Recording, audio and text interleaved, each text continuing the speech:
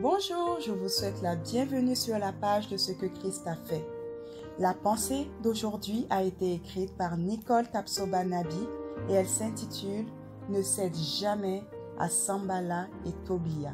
Avez-vous déjà été découragé par votre entourage, par des personnes qui sont envoyées spécialement dans votre vie pour vous décourager dans une tâche, dans votre parcours, dans votre projet, dans votre ministère, etc. Il y a un jour, un homme qui était un descendant de déportés, qui était également échanson, c'est-à-dire chargé de servir des boissons à la table de l'empereur dans la cour du roi Artaxerxès. Il s'appelait Néhémie. Dieu avait mis dans son cœur le projet d'entreprendre quelque chose de grand en faveur de Jérusalem, sa nation d'origine, celui de rebâtir les murailles. Nous voyons ceci dans Néhémie 2, verset 12. Ainsi, avec la main de Dieu, Néhémie trouva faveur auprès du roi qui l'envoya à Jérusalem avec des laissez-passer et une lettre pour qu'on lui fournisse du bois de charpente pour reconstruire les portes de la citadelle et les murailles de la ville, mais également pour bâtir aussi sa propre maison. Ainsi, Néhémie a été escorté par des officiers de l'armée et par des cavaliers auprès des gouverneurs. Arrivé à Jérusalem, il rencontre sa première opposition. Sanballat, le Horonite, et Tobia, le fonctionnaire ammonite, furent très contents qu'une personne soit venue œuvrer au bien des Israélites. Néhémie encouragea les responsables de Jérusalem à se lever et à effectuer les travaux de reconstruction. Les deux ennemis l'ayant appris, la Bible dira dans Néhémie 2, verset 19 ceci. Ils se moquèrent. Malgré cela, les travaux furent organisés et entamés. Lorsque les deux amis l'apprirent, encore ils les méprisèrent et se moquèrent d'eux. Dans Néhémie 3, verset 33. Néhémie pria et continua à bâtir la muraille car chacun avait pris ce travail à cœur. Lorsque la restauration des murailles de Jérusalem progressait et que les brèches commençaient à être obstruées, ces mêmes deux personnes se mirent très en colère. Sanballat et Tobia se liguèrent tous ensemble pour attaquer Jérusalem et y semer le désordre.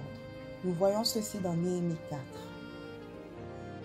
Encore là, Néhémie et le peuple priaient et continuaient le travail.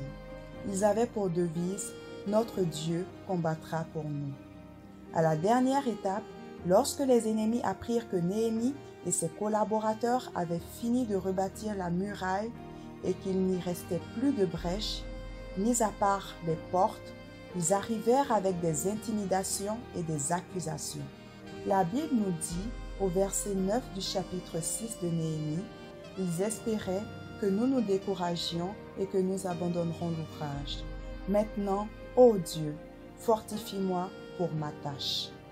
Combien de personnes ont certainement arrêté un projet, un ministère, une tâche, parce qu'il y a eu des Tobia et des Sanballat qui ont réussi à les arrêter. Personne ne devrait en aucun cas t'arrêter dans une œuvre mise à part ton Dieu.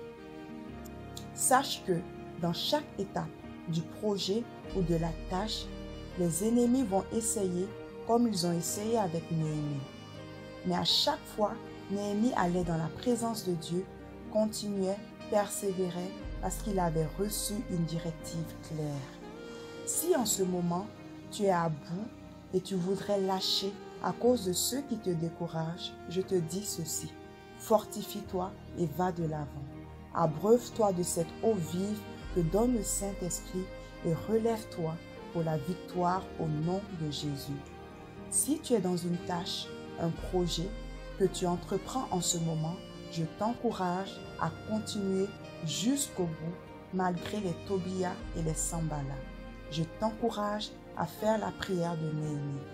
Maintenant, ô Dieu, fortifie-moi pour ma tâche. Nous dit Néhémie 6, verset 9. Si tu reconnais avoir été un Tobia ou un Sambala dans la vie d'une autre personne et qu'aujourd'hui tu réalises, confesse-le et quitte le camp des décourageurs au nom de Jésus.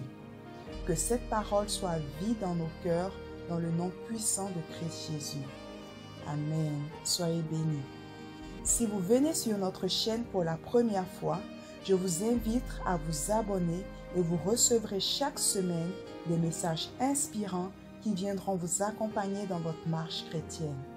N'hésitez pas également à partager cette vidéo ou à aller nous visiter au www.cequechristafait.com. Pour toutes vos interrogations concernant la foi, pour vos témoignages de ce que Jésus a fait dans votre vie, nous vous donnons rendez-vous sur notre site web. Dans l'onglet témoignages pour donner votre témoignage, dans l'onglet tour de prière pour vos sujets de prière et vos questions. Aussi, n'hésitez pas à liker notre page Facebook, Ce que Christ a fait pour moi, et à la partager avec vos amis et votre famille. Merci et nous nous retrouverons la semaine prochaine pour une nouvelle vidéo. Que Dieu vous bénisse.